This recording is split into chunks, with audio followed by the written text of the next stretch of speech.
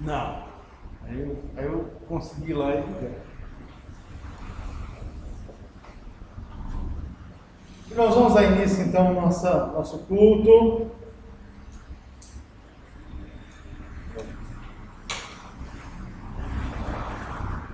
Vamos abrir nossas Bíblias em Mateus 10.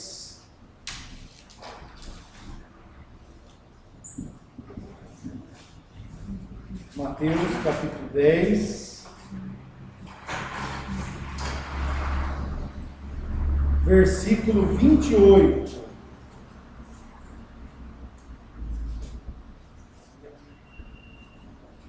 Vamos ler todos juntos, a uma só voz. Mateus 10, 28. Amém? Não temais os que matam o corpo e não podem matar a alma. Temei antes aquele que pode fazer perecer no inferno tanto a alma quanto o corpo. Irmãos, texto bastante duro para a gente, né? Não temer aqueles que matam, né, o corpo. Se nossa vida cristã for vivida no medo, a gente vai ter um sério problema, porque a gente sempre vai estar se guiando pelo medo, pelas incertezas e por aquilo que os homens podem fazer contra nós. A nossa vida tem que se guiar pela graça e a misericórdia de Deus. Porque quando nós estamos centrados na graça e na misericórdia de Deus, nada do que aconteça, né, vai mudar a maneira como nós vivemos. Então, vamos, nesse momento, elevar uma palavra de oração a Deus. Vou convidar o nosso irmão Ricardo a nos dirigir essa palavra de oração. Senhor, nosso Deus e nosso Pai, nós queremos te louvar, Senhor, porque o Senhor nos libertou do império das trevas e nos transportou para o reino do Filho do seu amor. Muito obrigado, Senhor, porque o Senhor provou que o Senhor nos ama, Pai. Conforme diz a tua palavra, Senhor, o Senhor entregou o seu próprio Filho quando nós éramos ainda pecadores, Senhor. Muito obrigado por esse amor, Senhor Deus, que nos constrangeu, Senhor Deus, e que nos constrange, que nos convence, Senhor Deus, que mudou, Senhor Deus, a nossa inclinação, que nos deu um novo coração, Senhor, que nos deu uma nova vida, Senhor. E a tua palavra diz que no teu amor, Senhor Deus, o verdadeiro amor lança fora todo medo, Pai. Por isso, Pai, eu apresento, Pai, os nossos corações, Pai. Lançamos sobre o Senhor toda a ansiedade, Pai. E nós te louvamos porque o Senhor tem cuidado de nós, Pai. Porque, Senhor Deus, a tua presença está em nossos corações. O Senhor veio adotar em nós. O Senhor sabe que nós te louvamos, te agradecemos por essa oportunidade, por esse privilégio de estarmos aqui, Senhor. Pedimos para que o Senhor abençoe este culto, que o Senhor receba, Pai, esse culto para si, Pai. Toda a honra e toda a glória, Pai, que seja dada a ti. Em nome do Senhor Jesus. Amém. Vamos então, um cântico, um hino, o Carlos escolheu aí para a gente. Um 68, necessidade. Oh, amém.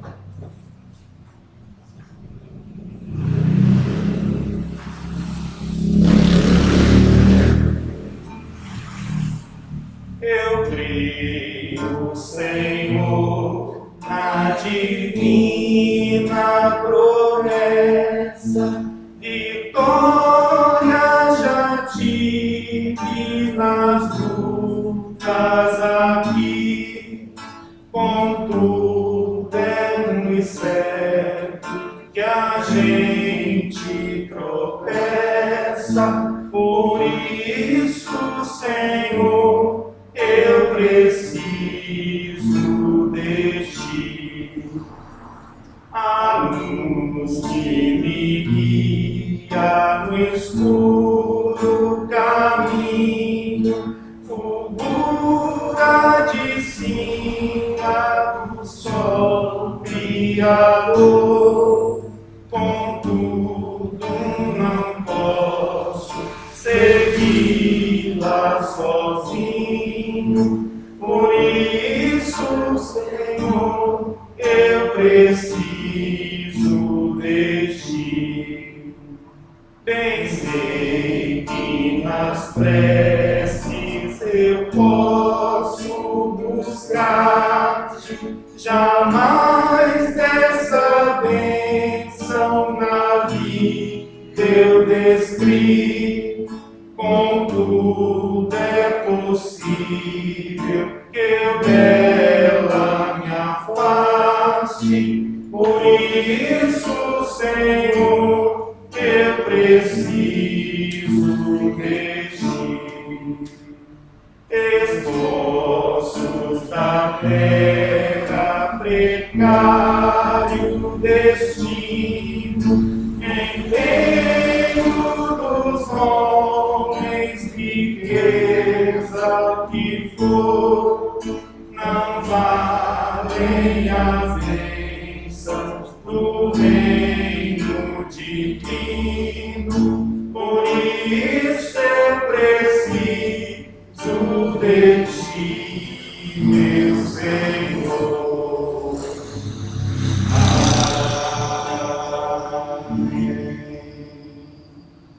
Amém. Irmãos, vamos abrir nossas Bíblias em Mateus capítulo 28. Tranquilo, meu irmão. Luan Santana lançou o dele ontem.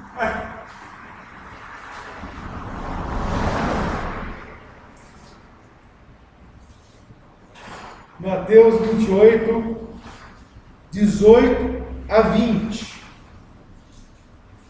São os 3 últimos versículos de Mateus. Mateus 28, de 18 a 20. Assim diz a palavra do Senhor. Jesus, aproximando-se, falou-lhes, dizendo: toda a autoridade me foi dada no céu e na terra. Ide, portanto, fazei discípulos de todas as nações, batizando-os em nome do Pai, do Filho e do Espírito Santo, ensinando-os a guardar todas as coisas que vos tenho ordenado. E eis que estou convosco todos os dias até a consumação do século. Irmãos, Jesus está conosco. Está conosco de forma espiritual. O Espírito Santo tem dirigido a nossa igreja. E o Evangelho tem sido pregado a toda a criatura. Apesar das perseguições, apesar dos dias maus, apesar das barreiras que o mundo impõe, o Evangelho tem sido pregado. Uma prova disso é nós agora. Apesar desse momento de pandemia, apesar de não podermos nos reunir da maneira que nos apraz, apesar de termos que ter limitações em nossas reuniões, nós continuamos pregando o Evangelho. A igreja continua pregando o Evangelho, cumprindo a ordem de Jesus. E qual é a ordem de Jesus? Fazei discípulos. Fazei discípulos. Essa é a ordem do Senhor Jesus Cristo nesse texto. Ir é a maneira como nós fazemos. Nós vamos além mar. Mas o propósito, a missão é fazer discípulos. Então, irmãos, nós temos nos empenhado nessa tarefa, e por isso nós estamos aqui, por isso essas portas estão abertas, por isso essa igreja está plantada nessa cidade, com o objetivo de fazer discípulos. Vamos orar agradecendo ao Senhor por fazermos parte dessa missão e que o Senhor está conosco. Eterno Deus, amado Pai, obrigado, Senhor. Obrigado por estarmos aqui. Obrigado pela Tua misericórdia. Obrigado porque todas as coisas estão seguras nas Tuas mãos. E nós te agradecemos, porque apesar de nossas imperfeições, apesar de nossas mazelas, o Senhor trabalha em nossas vidas para a glória do teu santo e bendito nome. Obrigado, Senhor, por essa igreja estar aberta, mesmo nesse ano inóspito, mesmo nesses dias maus que vivemos. O Senhor tem nos preservado e tem preservado essas portas abertas para que a tua palavra seja pregada, quer fisicamente, quer virtualmente pelas redes sociais, para que o teu nome seja glorificado em toda a terra. Nós pedimos tudo isso em nome de Jesus, hoje e sempre. Amém. Mais um. Jesus em tua presença. Jesus em tua presença. Reunimos-nos aqui. Contemplamos tua face e rendemos-nos a ti. Pois um dia tua morte crucifica todos nós e nos deu completo acesso ao coração do Pai. O véu que separava já não separa mais. A luz que outrora apagada agora brilha e cada dia brilha mais. Só pra te adorar, fazer seu nome grande e te dar o louvor que é devido. Estamos nós aqui. O véu que separava já não separa mais. A luz que outrora apagada agora brilha e cada dia brilha mais. Só pra te adorar e fazer seu nome grande e te dar o louvor que é devido. Estamos nós aqui. Estamos nós aqui. Amém. Irmãos, vamos agora abrir nossas Bíblias em Mateus capítulo 13.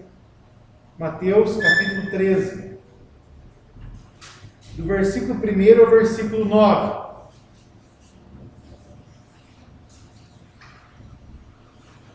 Assim diz a palavra do Senhor. Naquele mesmo dia, saindo Jesus de casa, assentou-se à beira-mar. E grandes multidões se reuniram perto dele, de modo que entrou num barco e se assentou. E toda a multidão estava em pé na praia. E de muitas coisas lhe falou por parábolas, e dizia: eis que o semeador saiu a semear. E ao semear uma parte caiu à beira do caminho, e vindo as aves a comeram. A outra parte caiu em solo rochoso, onde a terra era pouca, e logo nasceu, visto não ser profunda a terra.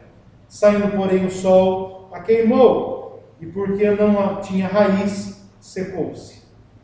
Outra parte caiu entre os espinhos, e os espinhos cresceram e a sufocaram. Outra, enfim, caiu em terra boa, e deu fruto, a 100, a 60 e a 30 por um. Quem tem ouvidos para ouvir, ouça. Irmãos, Jesus vai explicar essa parábola aos seus discípulos. Primeiramente, Primeiramente, Jesus vai dizer que até as raposas têm as suas tocas, mas o Filho do Homem não tem onde recostar a cabeça. Tem um pregador na internet que fala que Jesus morava numa casa à beira-mar, né? Vocês já viram esse? É um pastor aí, eu nem me lembro o nome dele. Então, para falar da teologia da prosperidade. Meus irmãos, quando esse texto está falando da casa de Jesus, ele está falando do lugar que ele habita, porque ele próprio disse que ele não tinha sequer onde recostar a cabeça. O que ele está falando aqui é a casa das pessoas que acolhiam Jesus no seu ministério, né? E Jesus vai explicar para os discípulos os elementos dessa parábola. Então ele começa mostrando o seguinte, que a semente é a palavra de Deus. Há um sermão lindo do Padre Antônio Vieira sobre esse texto, que é o sermão da 60ª, né? Um sermão lindo, onde ele fala da incorruptibilidade da palavra, né? Uma palavra incorruptível, né? E aqui, irmãos, você vê a parábola, a palavra de Deus é essa semente, que o semeador saiu a semear. Então aqui você tem a própria ação da igreja em transmitir a palavra às pessoas. Parte dessa palavra caiu à beira do caminho. E quem são essas pessoas que estão à beira do caminho? Ele vai dizer aqui no versículo 19: todos que ouvem a palavra do reino e não a compreendem, vem o maligno e arrebata o que lhes foi semeado no coração. Este é o que foi semeado à beira do caminho. Então aquela pessoa, como assim, pastor? As pessoas não compreendem a palavra. Aqui Jesus não está dizendo para a gente de compreensão apenas de interpretação de texto. Para nós vivermos a palavra, precisamos muito mais do que mera interpretação de texto. Nós precisamos compreender o texto, analisá-lo, entendê-lo, mas é necessário que o Espírito Santo aplique essa palavra em nossos corações, para que essa palavra germine e dê fruto. Sem a ação do Espírito Santo, nós não obedeceremos a palavra, nós não creremos na palavra, nós não compreenderemos para a salvação na palavra. Depois, você vê aqui que essa palavra, parte dessa semente, caiu em solo rochoso, cresceu, mas por não ter profundidade, morreu. E aí Jesus explica aqui quem é esse solo rochoso. Versículo 20. O que foi semeado em solo rochoso, esse é o que ouve a palavra e a recebe, logo com alegria, mas não tem raiz em si mesmo, sendo antes de pouca duração, em lhe chegando a angústia ou a perseguição por causa da palavra, logo se escandaliza. Ou seja, o Evangelho vai ser proclamado em meio a perseguições, em meio a angústias, em meio a pandemias. E é necessário que nesses momentos nós tenhamos o quê? Raízes. Raízes.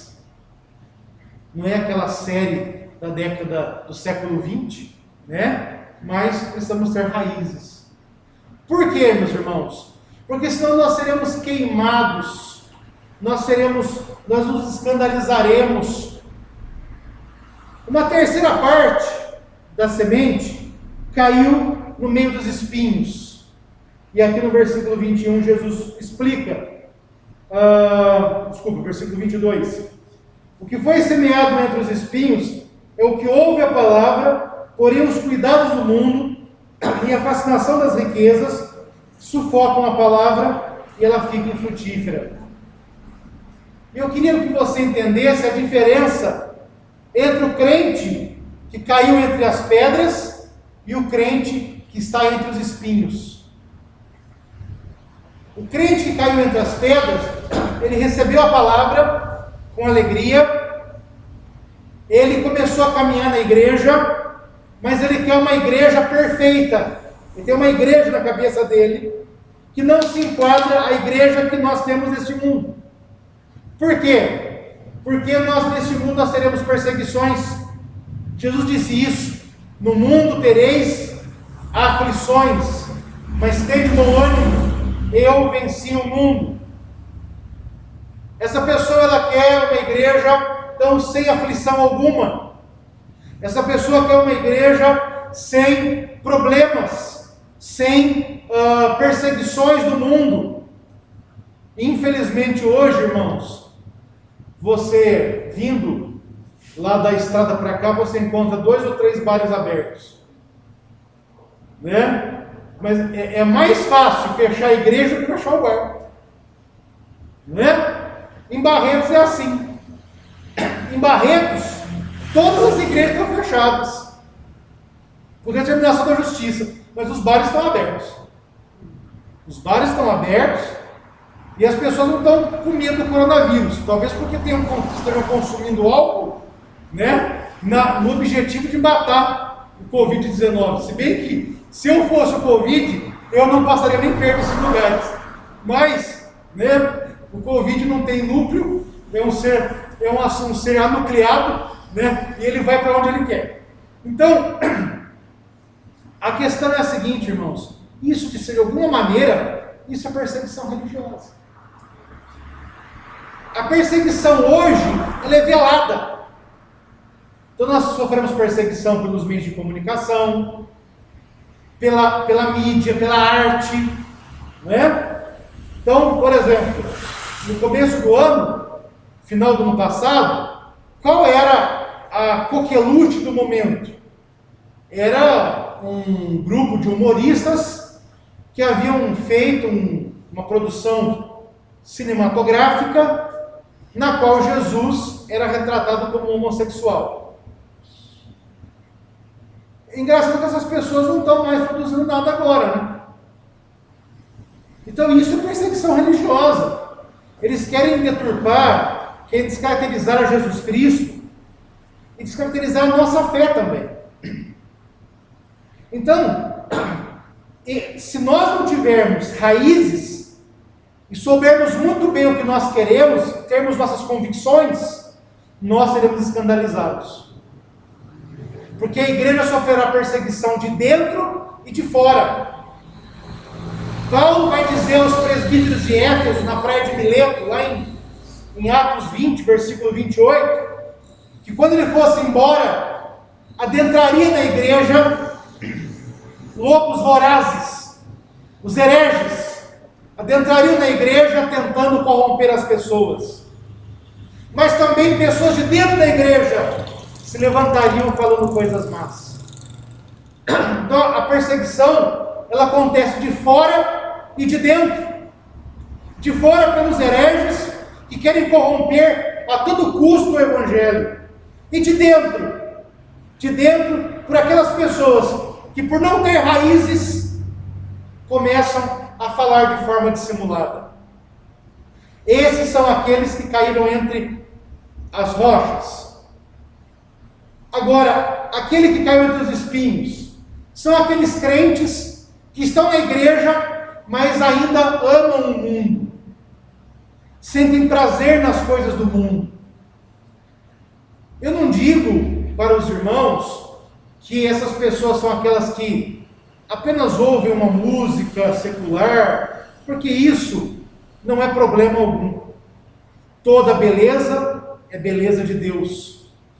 Você pode encontrar beleza num hino evangélico, e você pode encontrar beleza não para a mesma finalidade, porque o hino vai servir para o culto, mas você pode encontrar beleza numa música secular bem feita. Eu digo daquelas pessoas que gostam dos prazeres mundanos, que gostam de viver no pecado. Essas pessoas são aquelas que estão na igreja, mas ainda conservam desejo de estar fora dela. Quando as pessoas começam a convidar essa pessoa para ir para o mundo, elas não conseguem não resistir porque estão entre os espinhos. Qual é a semente que dá fruto? Aquela que caiu em terra boa. A terra aqui é boa porque não tem pedra, porque não tem pássaro, porque não tem espinho. É o solo que foi preparado para receber aquela semente. E que solo é esse, senão o solo de nosso coração? O Senhor, pela ação do Espírito Santo, tem preparado nossos corações para que nós recebêssemos a palavra e crescemos nela. Agora, meus irmãos, a estatística aqui é complicada, né? De 4 solos, apenas um é frutífero. Então, apenas 1/4 dos solos pode produzir a palavra, pode receber a palavra. Você vê aqui, meus irmãos, então, que o número dos eleitos, ele não é abundante aos olhos humanos. Ele é específico. Estar em Cristo é mais do que uma escolha, é um privilégio de quem foi escolhido por Deus. Meus irmãos, nessa perspectiva, vamos fechar nossos olhos nesse momento e vamos apresentar nosso coração a Deus. Quantas vezes somos tentados por aqueles que querem roubar a palavra do nosso coração? Quantas vezes nós nos escandalizamos com problemas da igreja?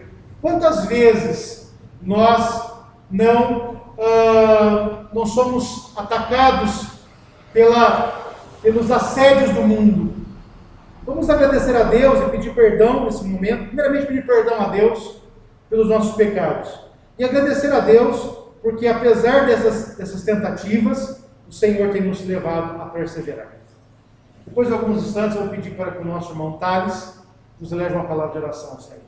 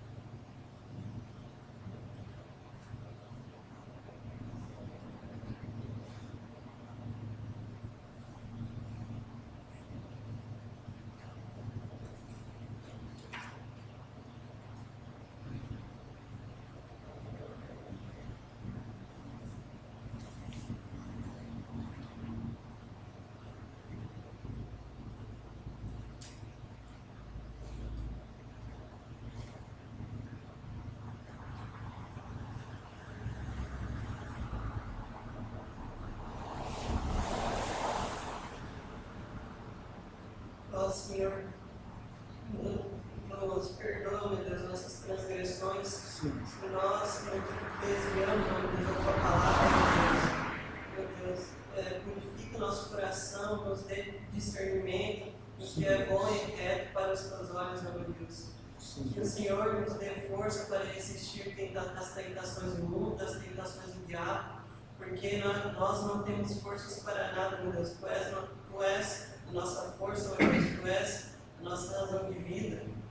Porque, meu Deus, se não fosse pela Tua graça, não fosse pela força que o Senhor nos dá, nós não estaríamos nem aqui, nós estaríamos no pecado, estaríamos naquilo que é contra a Tua vontade, meu Deus. Sim, Deus. E, ó Senhor, dê forças para aqueles que se encontram em casa, meu Deus, aqueles que estão com medo, meu Deus, com as coisas que vêm acontecendo no mundo, meu Deus. Que essas pessoas não venham se abalar, meu Deus, e elas confiem somente em Ti e na Tua palavra, porque o Senhor já determinou todas as coisas que irão acontecer, meu Deus, todas as coisas estão em Tuas mãos. Que venhamos entender Teus planos, ó meu Deus, o propósito que o Senhor coloca em nossas vidas, porque, como diz em Romanos, ó meu Deus, tudo coopera para o bem daqueles que amam a Ti, meu Deus. Amém, Senhor. Tudo é feito conforme a Tua querência. assim, eu dei força para essas pessoas que elas venham tímidas, te buscar em espírito de verdade, que elas venham reconhecer que tu és a luz do mundo e o único que dá salvação. Senhor, eu te peço isso somente para a honra e glória do teu santo nome, para o teu ensino. A palavra diz: se confessarmos os nossos pecados, Ele é fiel e justo para nos perdoar os pecados e nos purificar de toda injustiça. Irmãos, vamos entoar mais um cântico?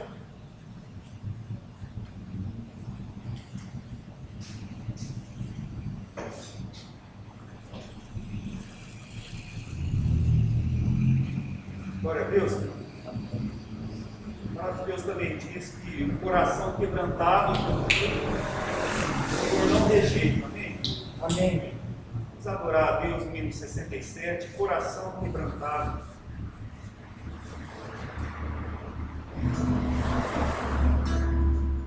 Sonda-me, ó Deus, pois desde o coração prova, meu Pai, te peço em oração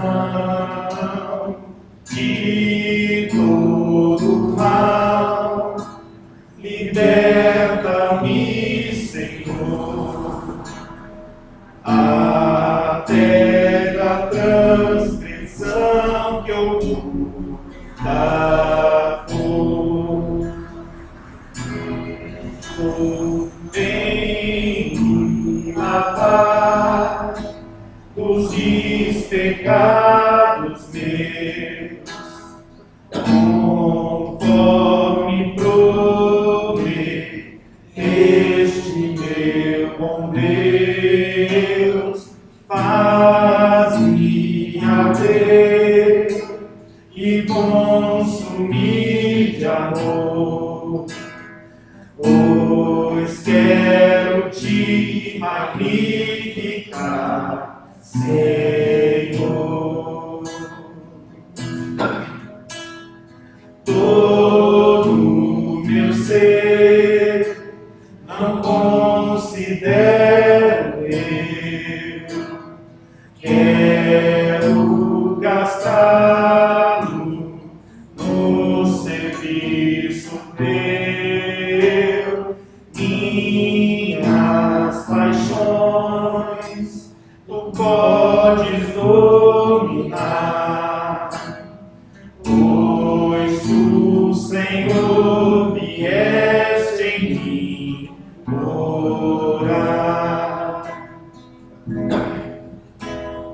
Lá do alto céu o avivamento vem, e que comecem me seguindo além o teu poder, as bênçãos teu favor. Concede aos que são teus, ó Pai, de amor. Amém.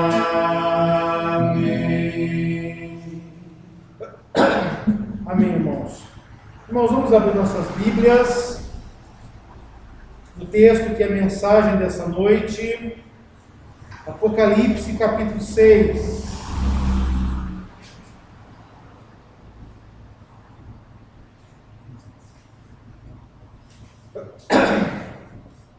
Apocalipse, capítulo 6.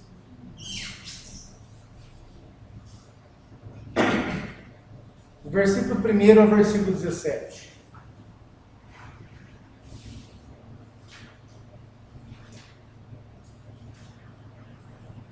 Então, quero saudar agora, não só os irmãos que estão conosco aqui, fisicamente, mas aqueles que estão ali da Igreja de Barretos, os demais irmãos, nos acompanham nesse momento pela live. Deus abençoe a vida de cada um. Aqueles que vão ouvir depois pelo YouTube, que Deus abençoe e permita que essa palavra encontre terra boa nos corações. Amém. Assim diz a palavra do Senhor: vi quando o cordeiro abriu um dos 7 selos, e ouvi um dos 4 seres viventes dizendo, como se fosse voz de trovão: vem! Vi então, e eis que um cavalo branco, e o seu cavaleiro com um arco, e lhe foi dada uma coroa, e ele saiu vencendo e para vencer. Quando abriu o segundo selo, ouviu o segundo ser vivente dizendo, vem!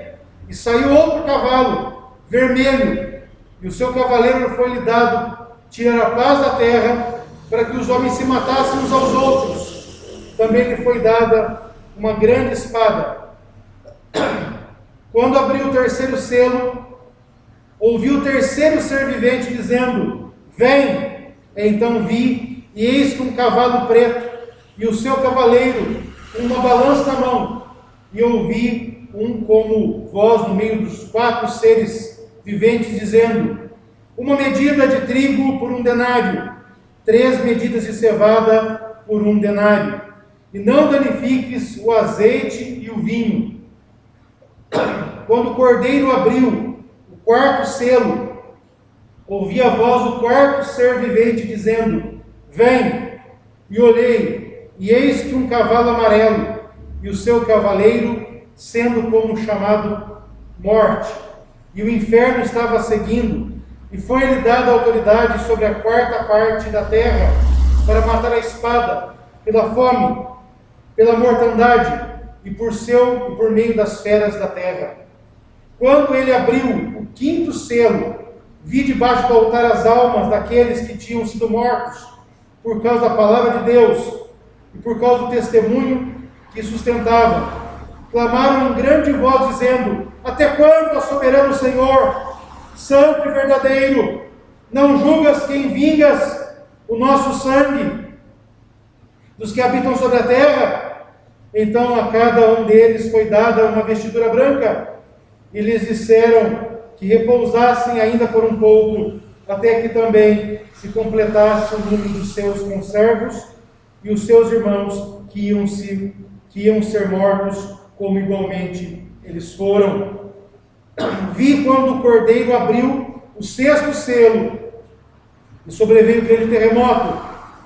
O sol se tornou negro como um saco de crina, a lua como sangue, as estrelas do céu caíram pela terra, como a figueira, quando abalada pelo vento forte, deixa cair os figos verdes. E o céu recolheu-se como um pergaminho, quando se enrola. Então todos os montes e ilhas foram movidos dos seus lugares. Os reis da terra, os grandes, os comandantes, os ricos, os poderosos, e todo escravo e todo livre se esconderam nas cavernas e nos penhascos dos montes, e disseram aos montes e aos rochedos, caí sobre nós, e escondei-nos da face daquele que se assenta no trono e da ira do Cordeiro, porque chegou o grande dia da ira deles. E quem é que pode suster-se? Amém, irmãos. Vamos orar ao Senhor. Eterno Deus, amado Pai, obrigado, Senhor, pela Tua misericórdia. Obrigado porque todas as coisas estão seguras nas Tuas mãos benditas. Amém. Nos ajuda, Senhor, a entendermos essa noite o avanço do Evangelho, como o Evangelho avança e quais são os obstáculos e qual é o fim que esse Evangelho almeja. E nós pedimos em nome de Jesus que as palavras dos meus lábios e o meditar do meu coração sejam agradáveis na Tua presença, Senhor, rocha minha e Redentor meu. Amém. Irmãos, nós temos aqui, então, semana passada, quem acompanhou o sermão na internet, viu que nós vimos ali no capítulo 5, a glória do Cordeiro. Então, no capítulo 4, João, depois de ver as mazelas das igrejas, ele é chamado para o céu. E ali ele vê um trono instalado. E esse trono está ocupado pelo Senhor. Há uma glória que sai desse trono. No capítulo 5, ele vê que além do Senhor, o Cordeiro está no trono. O Espírito Santo está ali. João vê a própria Trindade. Ele vê o Senhor instalado no trono. E isso mostra que o mundo não está entregue às suas paixões. O mundo não está entregue aos desígnios humanos.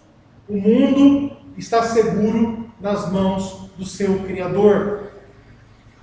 E o grande ponto da semana passada, ali no capítulo 5, era que havia um livro à direita do trono do Senhor.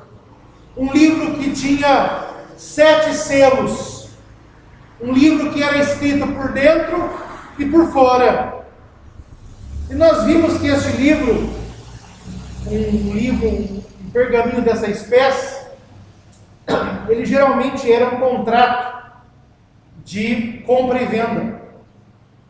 Na época de Jesus, os contratos de compra e venda, eles eram escritos por fora, com um resumo do conteúdo que havia dentro. E eles eram selados pelo aquele que vendia, pelo aquele que comprava e pelas testemunhas. Esses selos, eles dão credibilidade ao contrato. É como hoje reconhecer firma. Esses selos nada mais eram que firmas reconhecidas, né?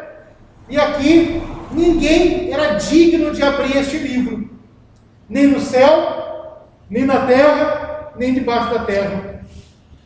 E nós vimos na semana passada que isso desbanca aquela busca pecaminosa por seres humanos que se colocam na mesma estatura de Cristo. Na hora de desatar os 7 selos, meus irmãos, não foi Maria que desatou. E ela está no céu junto do Senhor, porque era uma mulher eleita, foi a mãe do Senhor Jesus Cristo. Porque na hora que se gritou, quem é digno de desatar os selos? Porque Maria não chegou e falou, eu sou digna. Afinal de contas, eu sou a mãe de Jesus. Não, ela não é digna. Porque um outro santo qualquer, uma outra pessoa, não se considerou digno. Um teólogo, talvez. João Calvino. Poderia lá no céu falar, eu, porque ninguém é digno. E aqui na terra, os grandes homens, os grandes cientistas, os grandes inventores, os grandes construtores, os grandes engenheiros.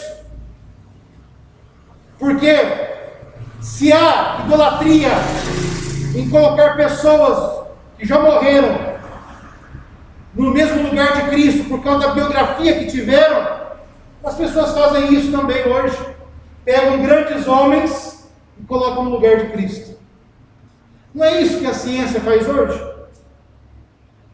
Quem vai salvar o mundo são os cientistas que estão buscando uma vacina contra o Covid-19. Mas sem a sabedoria que Deus lhes deu, tudo vai acabar em vão. Então, irmãos, ninguém foi digno de abrir esse livro. Por quê? Quem pode abrir um contrato? Quem pode abrir uma correspondência? Bem que hoje nós vivemos um mundo em que se publica, se coloca na mídia reuniões privadas e assim por diante. Mas antigamente abrir uma correspondência era crime. Ainda é, mas hoje nós vivemos num mundo onde nós vivemos igual nos tempos de Juízes, onde cada um fazia o que bem entendia. Então, irmãos, quem pode abrir aquele contrato? Aquele para quem todas as coisas foram criadas.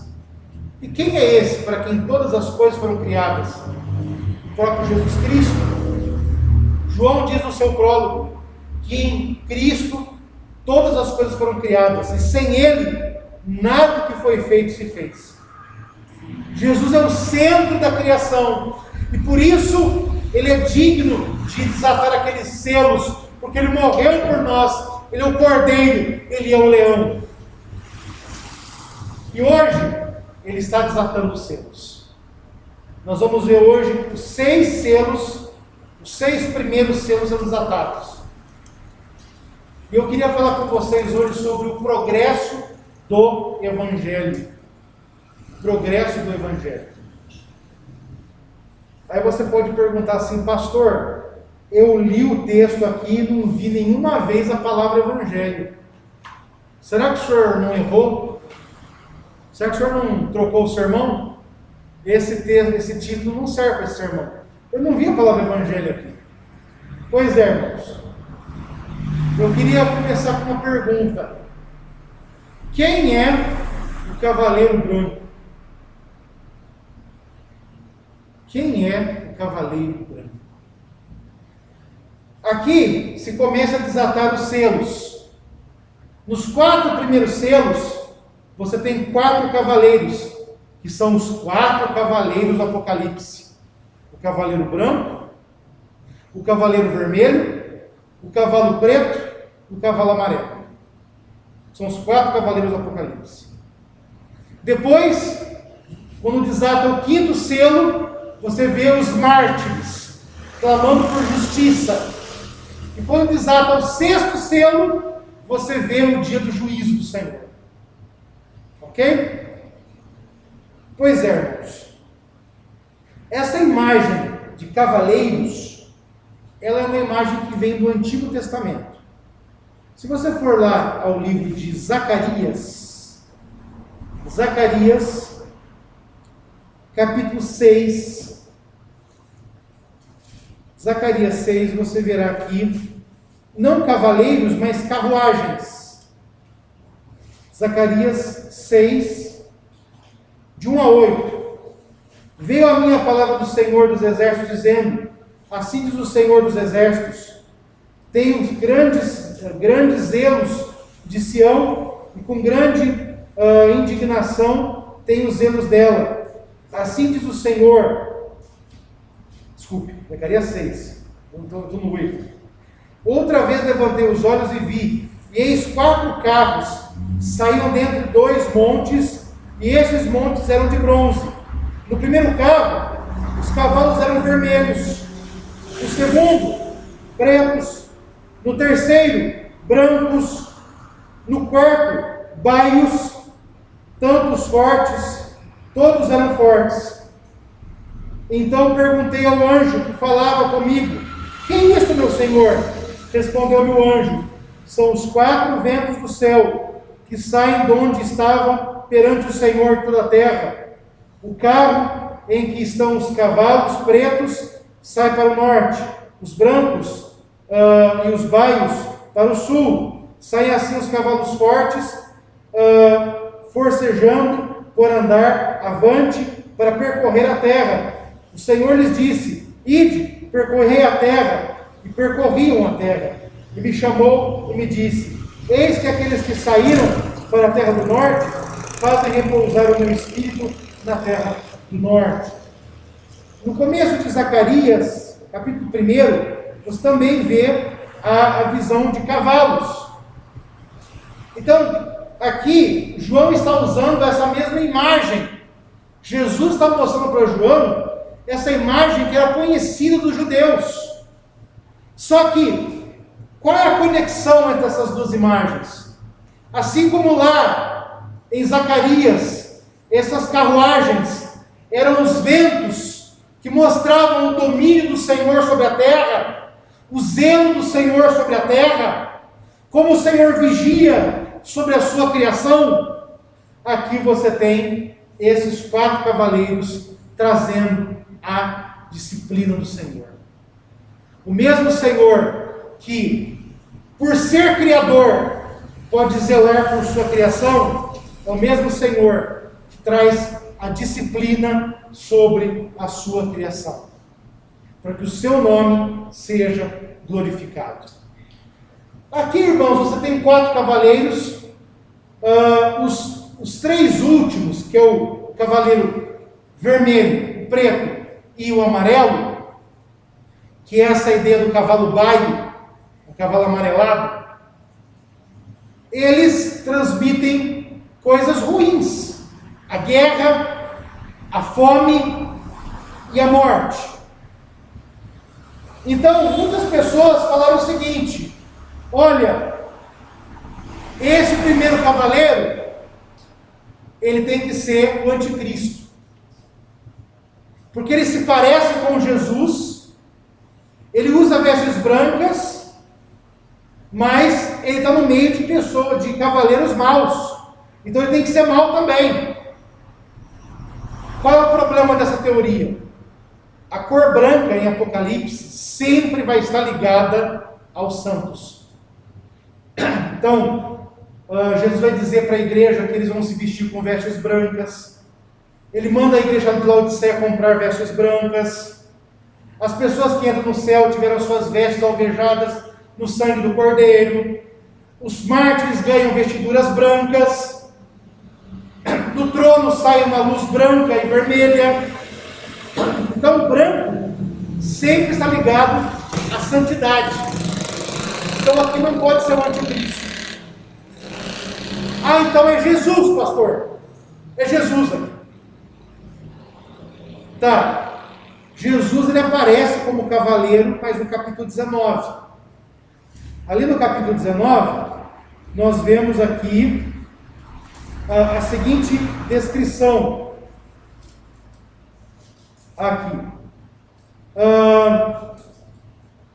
Aqui mostra Jesus como cavaleiro, mas veja só, versículo 19, capítulo 19, versículo 11. Vi o céu aberto e eis com um cavalo branco. O seu cavaleiro se chama Fiel, Verdadeiro, e julga e peleja com justiça. Os seus olhos são como chamas de fogo, na sua cabeça há muitos diademas. Tem um nome escrito que ninguém conhece, senão ele mesmo. Está vestido com um manto tinto de sangue, e o seu nome se chama Verbo de Deus. Então aqui você tem Jesus. Aqui ele tem a coroa, mas você verá que no versículo 15, sai de sua boca a espada afiada. Então a arma de Jesus é a espada que sai de sua boca, é a palavra. Aqui esse cavaleiro, ele tem qual a arma dele? É um arco. Então parece Jesus, mas não é. E por que não é Jesus aqui? Porque Jesus não é o cordeiro que abriu o selo? Como que Jesus abre o selo e ele mesmo é o cavaleiro? Não tem lógica, não é verdade? Aqui eu estou seguindo a reflexão, nesse ponto aqui, do meu professor, reverendo Leandro Lima. Tá? Reverendo Leandro Lima é um dos grandes nomes do Brasil hoje no estudo de Apocalipse. Né? Então, não é o anticristo, não é Jesus. Algumas pessoas falam assim: pastor, sabe quem são esses aí? São os partos. O quê? São os partos. Os partos? Os partos eram um povo que vivia ali perto de Roma. Eles eram do Irã. Eles eram arqueiros. Roma nunca conseguiu dominar os partos. Tanto é que Crasso, um grande general romano, foi tentar dominá-los, e aí ele acabou sendo morto por eles, tendo que engolir ouro derretido. É uma morte pouco gloriosa, né? Então quem é esse cavaleiro, pastor? Ele não é Jesus, ele não é os partos também, porque o Apocalipse, a palavra de Deus, não serve apenas para um momento histórico, ela serve para todas as épocas. Não é o anticristo. Então quem é esse cavaleiro? Esse cavaleiro, irmãos, é o Evangelho. É o Evangelho. Cavaleiro branco é o Evangelho. Por quê, pastor? É o Evangelho. Me diz aí, como diria o Datena, me ajuda aí, pastor. Me ajuda aí. Então por que é o Evangelho? Primeiro, ele tem as mesmas feições de Jesus. mas não é Jesus. É a palavra de Jesus. Ele sai com qual objetivo? Vitorioso e para vencer. O Evangelho, irmãos, ele sai vitorioso. Por quê? Porque qual é o conteúdo do Evangelho? Jesus morreu e ressuscitou. E aquilo que o Evangelho anuncia é verdade. Então ele é vitorioso. E ele vencerá. Porque quem vai dar cumprimento ao Evangelho? O próprio Jesus. Então aqui você vê o Evangelho sendo anunciado. Aqui a primeira atividade de Jesus em abrir os selos é mostrar o seguinte: olha, o Evangelho está seguindo o seu curso. Jesus não disse lá em Mateus 28 que ele recebeu a autoridade do Pai sobre o céu e a terra? E essa autoridade que Jesus tem, ela implica no quê? Que os seus discípulos façam outros discípulos, que batizem essas pessoas em nome do Pai, do Filho e do Espírito Santo, e que os ensine a guardar a palavra. Então aqui, meus irmãos, você vê a trajetória da igreja que está pregando o Evangelho, da igreja que está anunciando Jesus Cristo. Esse Evangelho, ele tem uma coroa na cabeça, porque é a coroa do vitorioso. Ele tem as vestes brancas da pureza, da santidade. Ele traz um arco, mostrando a sua capacidade de extensão, de atingir os seus objetivos, e ele vencerá. Só que esse Evangelho, meus irmãos, ele é proclamado no meio de adversidades. O reino de Deus, ele não se constrói num dia só. O reino de Deus se consumará com a volta de Jesus Cristo. O reino de Deus começa com o Senhor, e ele passa por esse momento do já e ainda não, onde o Evangelho é pregado, e ele se consumará com a volta do Senhor Jesus. Então, meus irmãos, o Evangelho, o anúncio de Jesus, ele é intercalado por momentos de tribulação. E quais são esses momentos de tribulação? A guerra, a fome, a doença. Então, enquanto o Evangelho dispara vitorioso para vencer, nós teremos momentos em que o cavalo vermelho tomará a dianteira. E o que esse cavalo vermelho representa? A guerra. E o que foi dado a ele? Aqui, meus irmãos, temos que entender o seguinte: a guerra, a fome e a doença, elas são consequências do nosso pecado. Do nosso pecado. Então, por que nós adoecemos? Porque lá outrora, no paraíso, nossos pais comeram do fruto proibido. Ali começaram as mazelas humanas.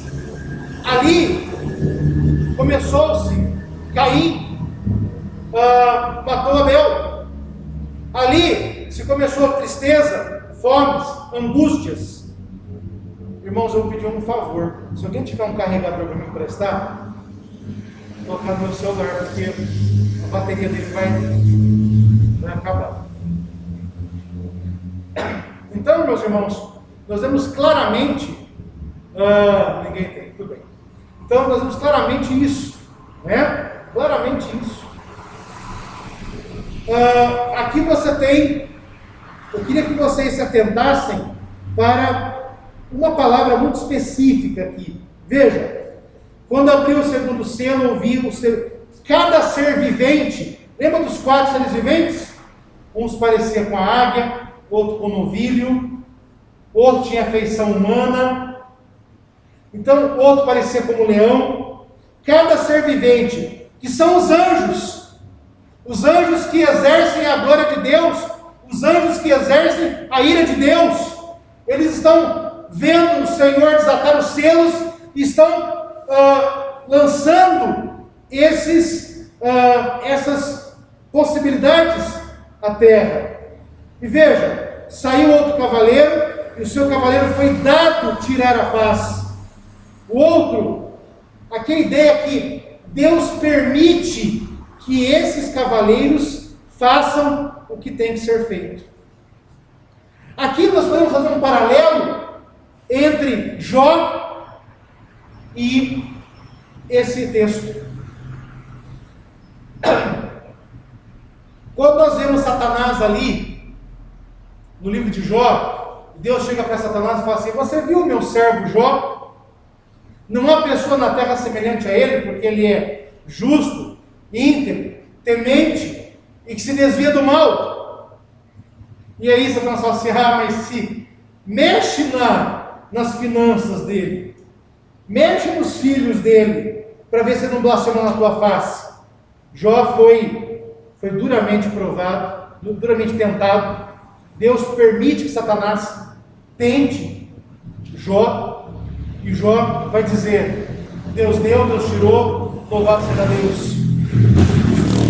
Novamente Satanás chega diante do Senhor e vai dizer: olha, agora mexe na saúde dele. O Senhor permite que a saúde de Jó seja afetada, e Jó, mesmo assim, permanece íntegro.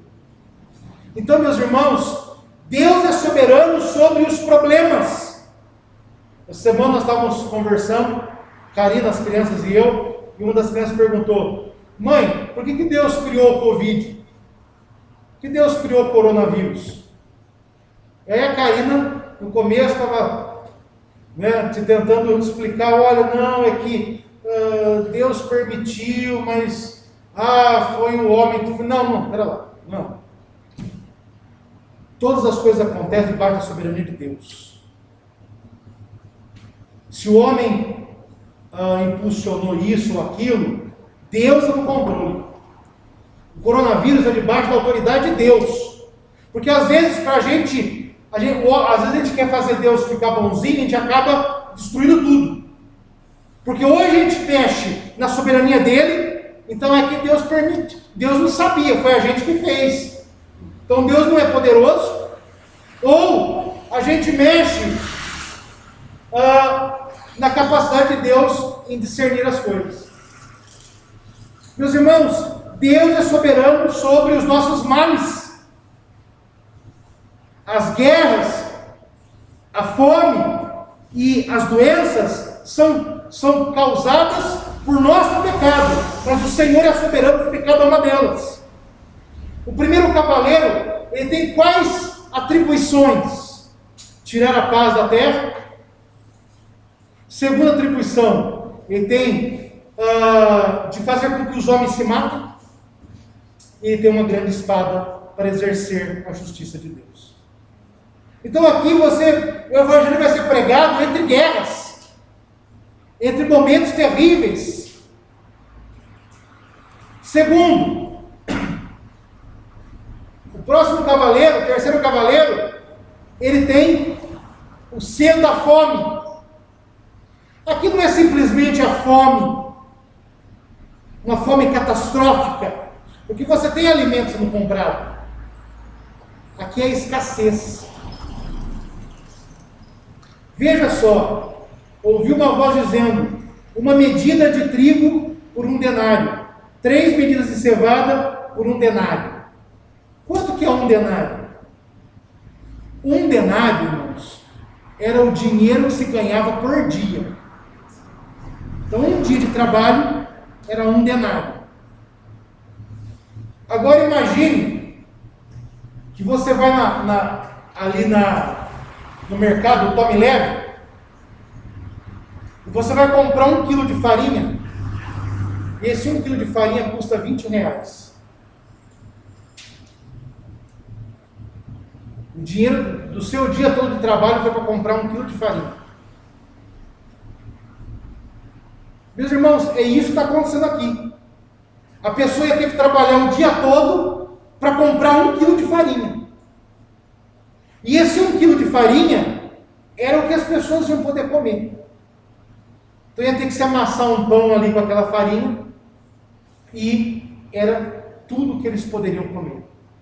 3 medidas de cevada não dava para uma família pequena. Por quê? Eles faziam pão com a cevada e o trigo. Né? Hoje pão de cevada é uma coisa chique, né? Um pão integral. Naquela época não, era comida dos mais pobres. O trigo e a cevada era o arroz com feijão desse povo. Então imagina que para você comprar arroz e feijão, você vai gastar todo o seu pagamento com cesta básica. Pois é exatamente isso que está acontecendo hoje. Há muitas pessoas hoje gastam tudo que tem com cesta básica. Infelizmente. Só que tudo está perdido? Não. Não vai danificar nem o azeite, nem o vinho. O azeite e o vinho era a comida dos mais ricos. Ou seja, quem ia sofrer essa escassez aqui seriam os mais pobres.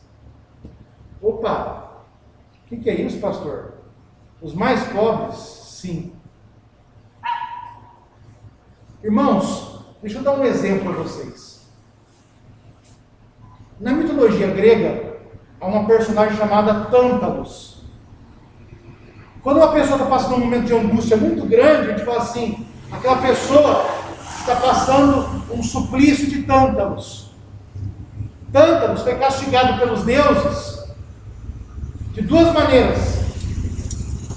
Ele estaria num lago, mas quando ele tentasse tomar água, a água endureceria. Quando ele fosse pegar as frutas, as árvores tombariam para o lado. Então ele sentiria sede e fome no meio de comida e água. Aqui é exatamente o que está acontecendo. Os mais pobres estão trabalhando muito para conseguir o mínimo para viver, enquanto os ricos estão comendo, estão usando azeite extra virgem e estão tomando vinho. É escassez. Também, irmãos, além, você vê que é uma progressão aqui, né? Você tem a guerra leva a escassez de alimento, e a escassez de alimento leva a doença. As pessoas começam a não se alimentar bem, elas ficam mais vulneráveis a doenças. E aí vem o cavalo amarelo.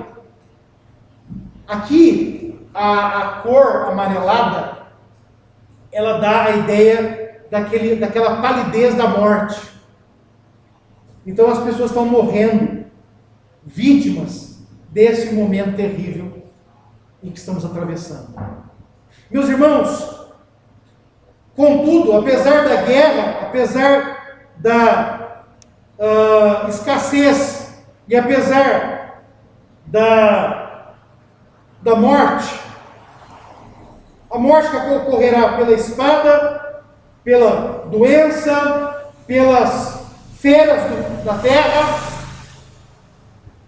elas não podem ser impedimentos do progresso do Evangelho.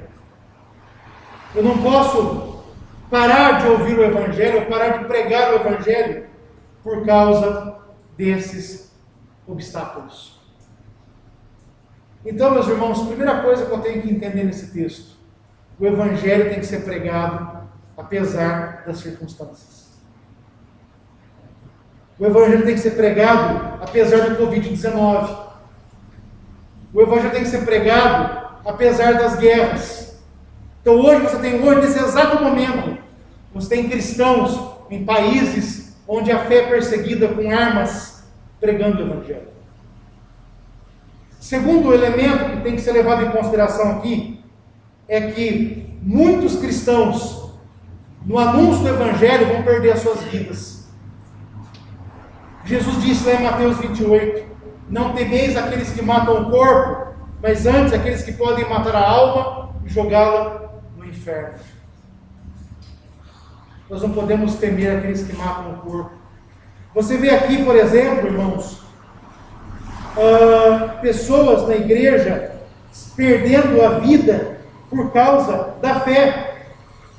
Você vê, por exemplo, aqui na segunda igreja, né?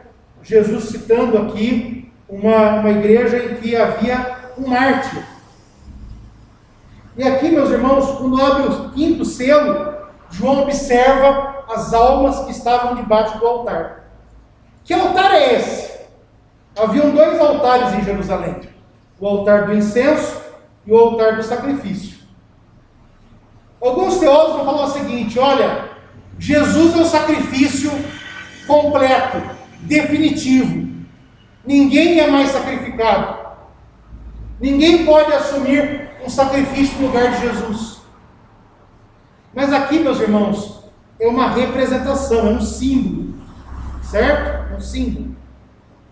E aqui os mártires, eles estão debaixo do altar do sacrifício, porque eles deram a sua vida por causa da palavra.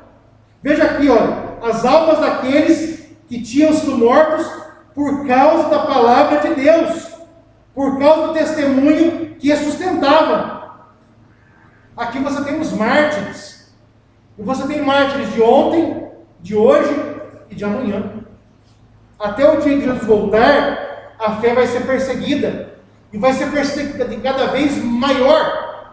Cada vez mais nós teremos perseguições mais ferozes, mais intensas, e nós temos que estar preparados para elas, para não sermos igual aquela semente que caiu no meio das pedras, e que porque não tinha raízes, quando a perseguição começou, deixaram a Jesus Cristo.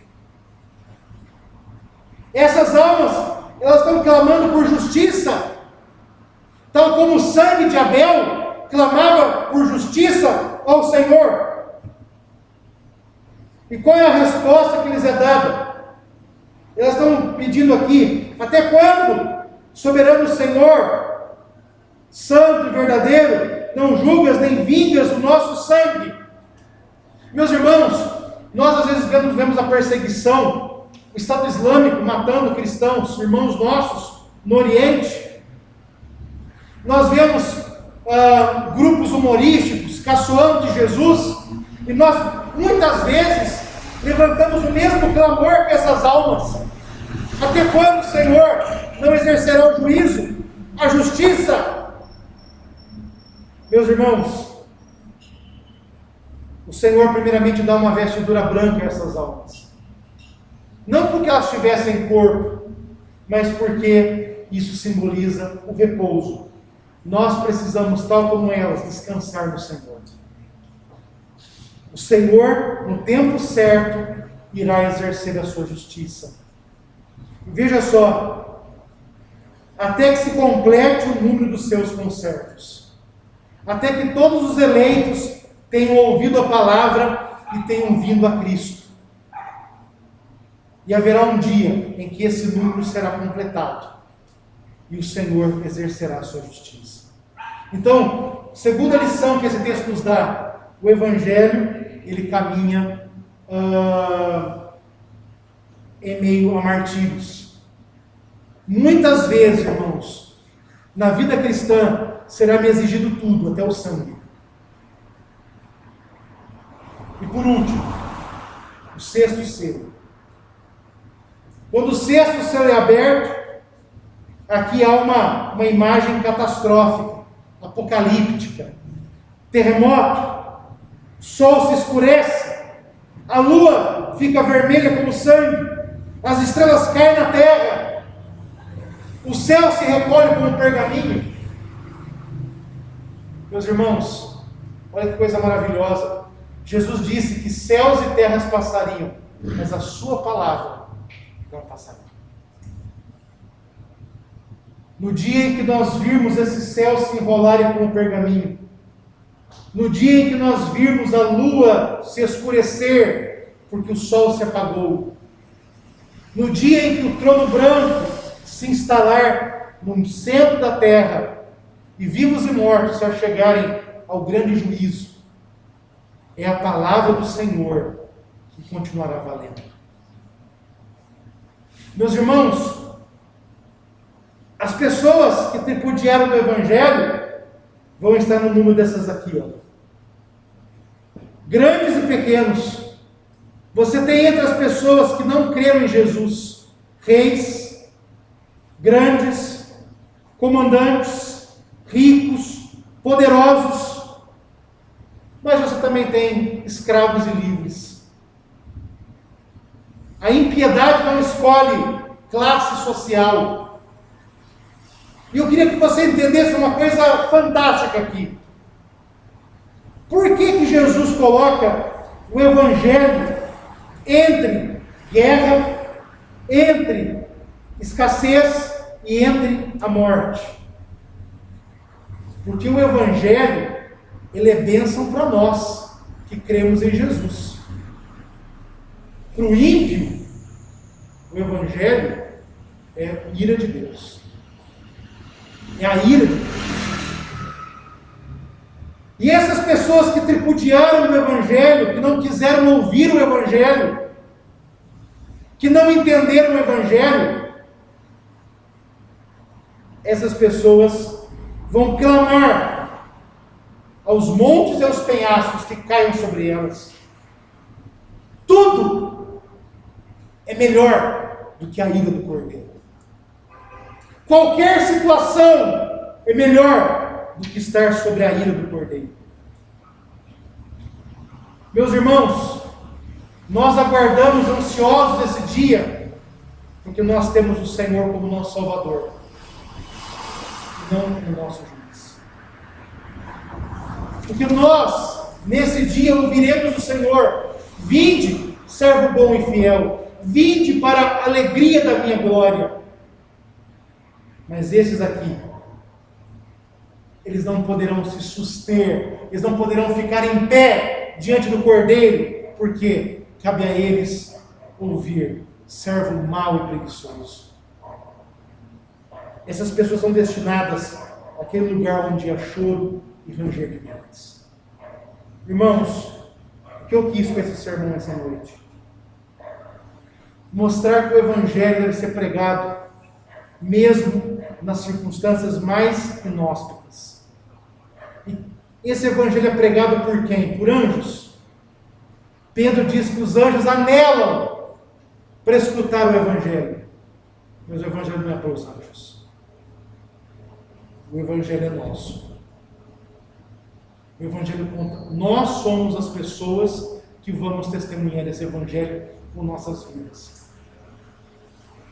E nós devemos fazer isso apesar das circunstâncias. Muitas vezes o Senhor nos exigirá tudo até a nossa vida. E nós precisamos estar prontos a isso. E nós temos que ter uma certeza: o Senhor virá nos julgar.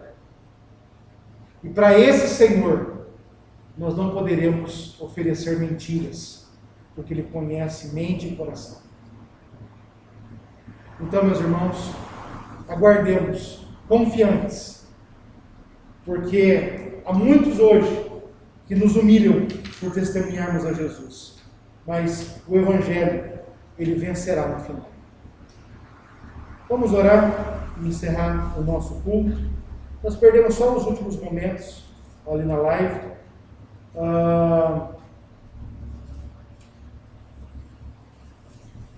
Eterno Deus e amado Pai, obrigado, Senhor. Obrigado pela tua misericórdia, obrigado porque todas as coisas estão seguras nas tuas mãos benditas. Dá-nos, Senhor, que façamos tudo para tomar glória. Nos ajuda, Senhor, a pregarmos o Evangelho, mesmo entre guerras, mesmo entre a escassez, mesmo entre a doença, que pode até mesmo nos atingir. Senhor, nos dá sermos fiéis até a morte, para herdarmos a coroa da vida. Na certeza de que no dia em que se instalar todo branco, nós ouviremos o Senhor: vinde, servo bom e fiel, vinde para a glória, para a honra, para a alegria do meu convite. Nós pedimos em nome de Jesus, hoje e sempre. Amém. O Senhor te abençoe e te guarde. O Senhor faça resplandecer o rosto sobre ti tenha misericórdia de ti. O Senhor sobre ti levante o rosto e te dê a paz. Que a graça e a paz, a parte de Deus, o Pai, o amor de Jesus Cristo, a força e a consolação do Espírito Santo, recaiam sobre vós, Israel, escritor de Deus, hoje e por todo sempre. Amém. Deus abençoe a todos.